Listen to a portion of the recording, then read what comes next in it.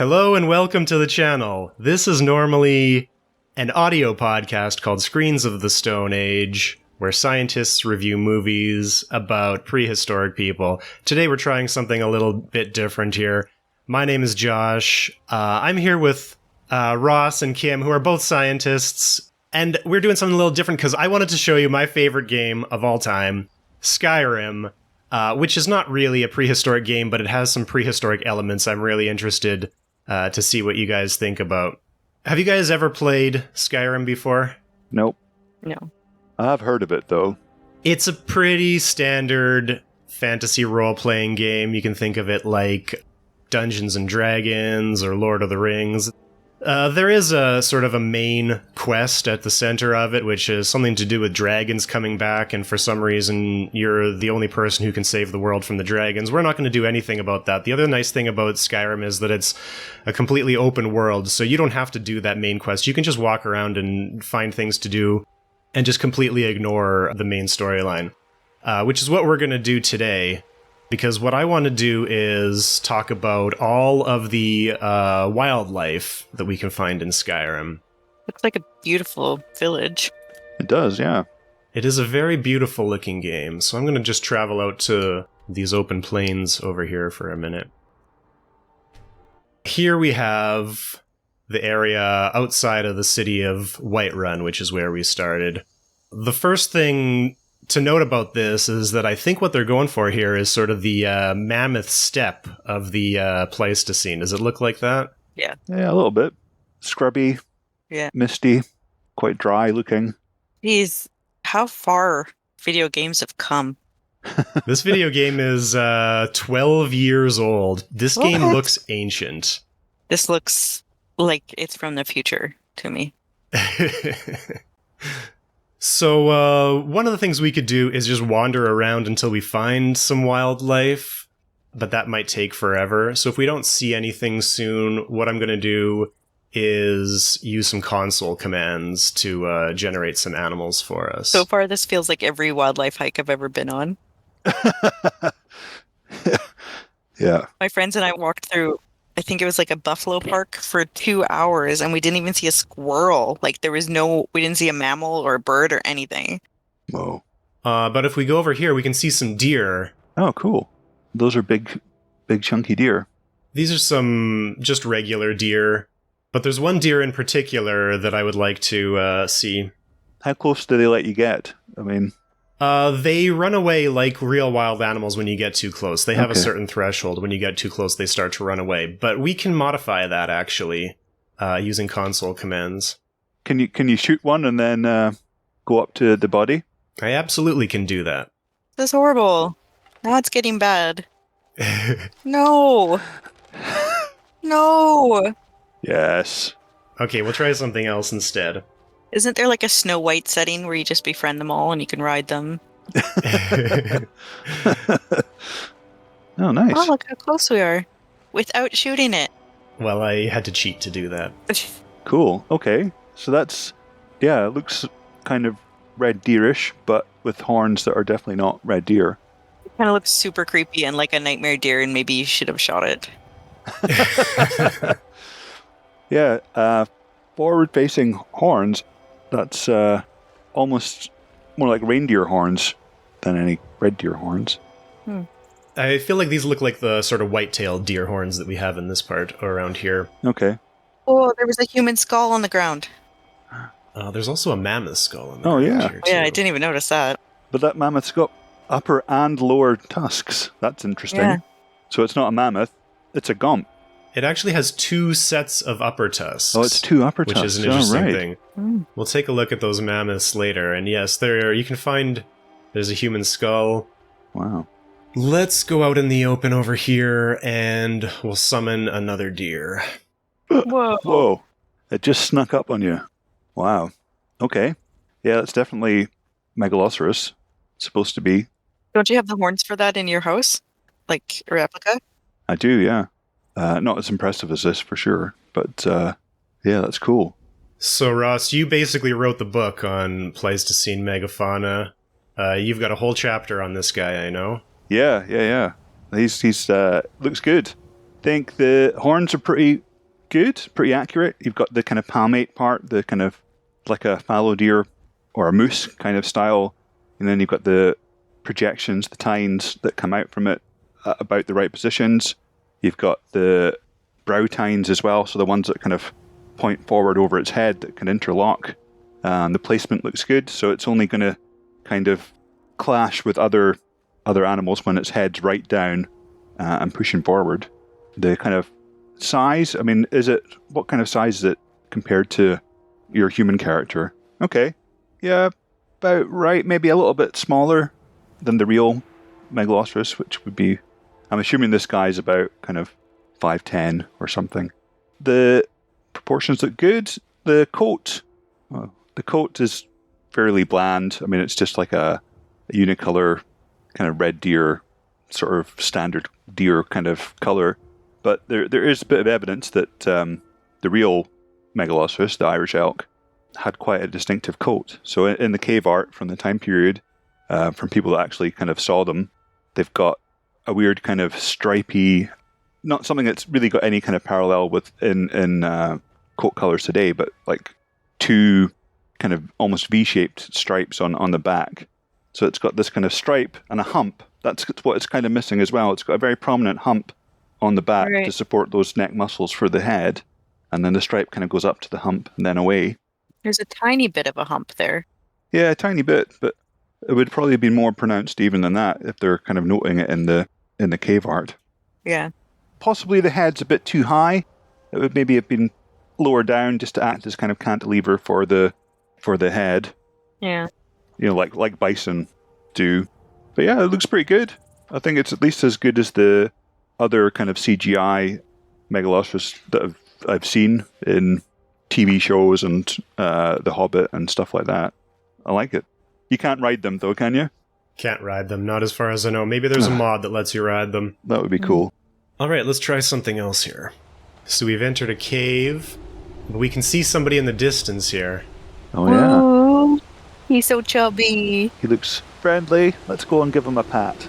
Yeah. And we can do that because we have the combat AI turned off. But this is a cave bear. Does it look like a real cave bear? Cave bear is a real species. Ursus spelaeus. I think you also got a chapter on them in your book, right? Yeah. It looks like a bear, definitely. Can't fault the bareness of it. It doesn't look particularly like a cave bear to me in the head. In the body it does. I mean, it's quite chunky. Maybe a bit small again, compared to the real thing. So the real cave bears could be up to, 900 kilos. So, polar bear size, essentially. And that's not polar bear size. That's kind of brown bear size, I would say. And it does look more like a brown bear to me in terms of the kind of profile of the head. So the cave bears had a very distinct kind of bulbous forehead, whereas brown bears have kind of more of a stepped forehead. Yeah, that's what I thought too. And it's quite sleek looking. I mean, the kind of skeleton and the kind of reconstructions of cave bears, they're always like massive blobs, whereas this guy looks like he works out. He's not a stay-at-home cave dweller like the cave bear. But it looks good. Looks definitely ursine, which is nice. Mm-hmm. He's just chilling. Yep. Your first experience of a cave bear is very different from most players because when you first encounter them, they're quite fearsome when you're at a low level. Maybe we should turn on the AI and see how that feels. Yeah. Okay. Oh, there you go. Rawr, rawr. Now we're bleeding. And he's still coming. And there's more. We're going to need a sword. You're not going to kill him. Well, it's him or us.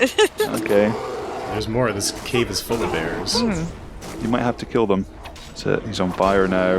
Well, I can hear my heartbeat. It means we're dying. Oh, no. Oh my, there's so many. Yeah. And they're just getting angrier when you set them on fire. They're still coming. Run away! Oh, poor bears. So here we are back on the Mammoth Steppe. And I got two more animals I want to take a look at, and we'll load up the first one here. Ooh, what's this? Woohoo. Hello! Oh, that's exciting. A saber-tooth. Wow. Yeah, so the game calls it a saber cat, but what kind of real-life animal is this based on? Well, it's definitely a dirk tooth, so it's got large, long sabers that protrude below its mouth. I mean, it could only really be a Smilodon, I think, because it doesn't have a kind of protective flange on its lower jaw, which most of the other dirktooths do have, things like Megafauna and Amebelodon and things like that. So, yeah, this looks like a Smilodon. It's quite a nice reconstruction. Teeth look pretty good. Maybe a bit more gum would have been nice. I'm happy that they don't call it a saber-toothed tiger, because that really annoys me. But they have given it stripes, so minus points for that. But it's got a short tail, also good. That's another classic part of the anatomy of saber-toothed cats. Not a very realistic pelage, I would say. That's not really a very cat-like fur pattern. Even the only cat that does have stripes, like the tiger and maybe the wildcat, don't have stripes like that. I mean, that looks almost hyena-like in terms of kind of fur coloring. How about the size? Yeah, size is pretty good, I would say. That's quite big. So it's probably, if that's a 5'10" person, that's about as big as the real biggest Smilodon got, Smilodon populator, which is the South American form. Yeah, that's pretty good. I think the proportions are quite good too. So it's got huge, enormous forearms, a slightly sloping back, slightly smaller back legs. It just gives an impression of being a very powerful animal. Yeah, I think the size is right. I would have gone for more likely a kind of spotted or rosetted coat color. That's what I imagine Smilodon is having, because we know from studies that it lived at kind of forestry edge. That was its kind of preferred hunting habitat. So spots would have made sense. In that case, we're in luck, because there are 2 variants of this. That's cool. Is it just a different skin? It's a different skin. We'll load one up and we'll see what it looks like. Ross? Yeah? Who would win in a fight between Smilodon and a Cape Bear? That's a good question. Probably a Cape Bear. I mean, they've got the advantage in terms of size and probably also in terms of muscle. If it was just, if you put the two of them in a cage, it'd be like, a polar bear versus a lion. Your money's going to be on the polar bear.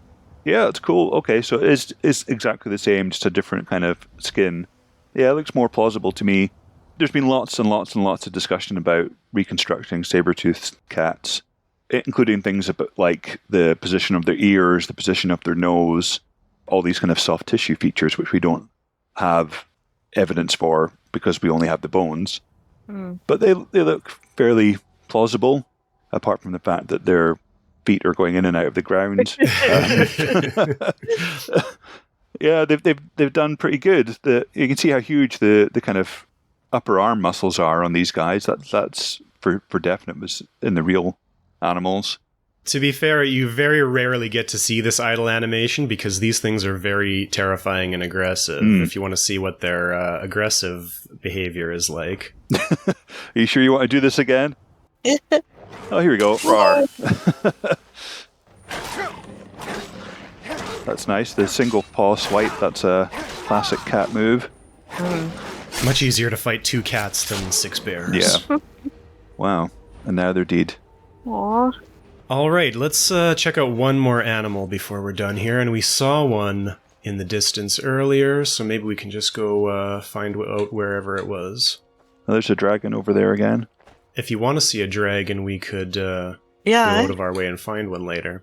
I don't think I'm ever going to say no to that question. Yeah. In any format. If someone says, would you like to see a dragon? The answer is yes. The answer is always yes.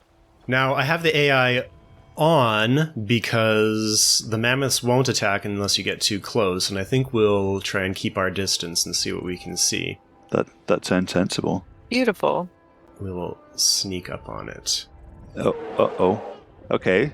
It's taking in a warning posture because it senses us here. It looks about the right size for a kind of woolly mammoth. But obviously, yeah, it's got double the number of tusks, which is, I guess, a strange choice. I was wondering, I was like, did I forget that? I wasn't going to say it. Nope. Could you turn the AI off and then go up and just give him a tummy rub or something? Well, we can do that. Okay. So they had pretty small ears, relatively. Hey? Yeah. Small ears. Oh, nice. Oh. So the thing about the double tusks that makes that implausible is that tusks are canines, and pretty much every mammal has two sets of canines, one upper and lower, and it's very rare to... Like, there's no species that has more than two sets normally, is there? No, I mean, even things like warthogs, I think it's their upper and their lower canines that make the tusks. I think. It is possible to have two sets of canines. There's some research in that in anthropology and primatology in baboons and gorillas that they've found with two sets of canines. And I'm thinking of the work of Rebecca Ackerman that's suggesting maybe this is an indication of hybridization. Right. Where it's sort of a little bit of a genetic mismatch causing some sort of error. Well, certainly the saber cats, like Smilodon, we have a whole kind of ontogenetic series of them. And when the cubs are replacing their kind of milk teeth, the adult canines come in alongside them, so that at no point are they without their giant sabers. So kind of adolescent equivalent Smilodon, some had for a small period of time before the baby teeth fell out, had two sets of canines, so like two teeth beside each other on each side. But yeah, not like this. There are Pleistocene elephants, like you said, that do have two sets of tusks, but one is on the top and one's on the bottom, right?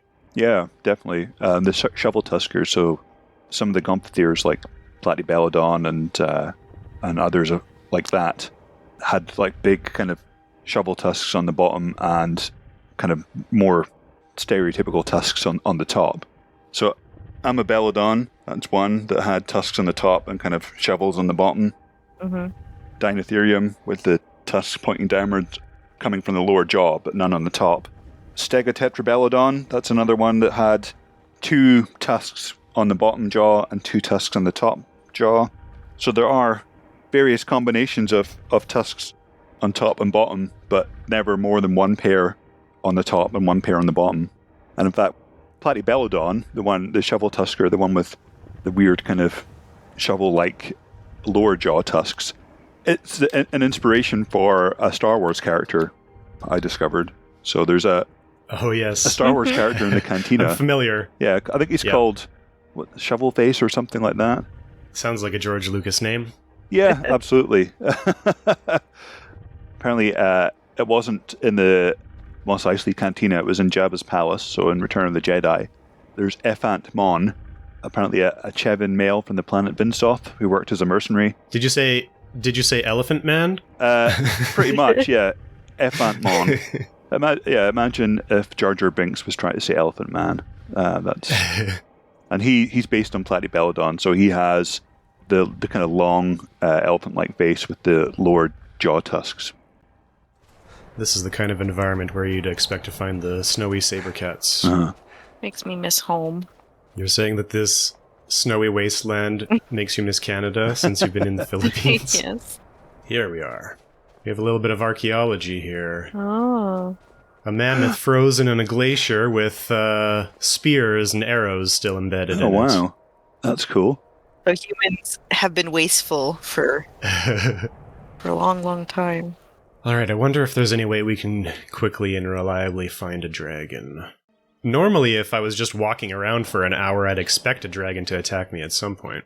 We have a dragon here after all. Oh, nice.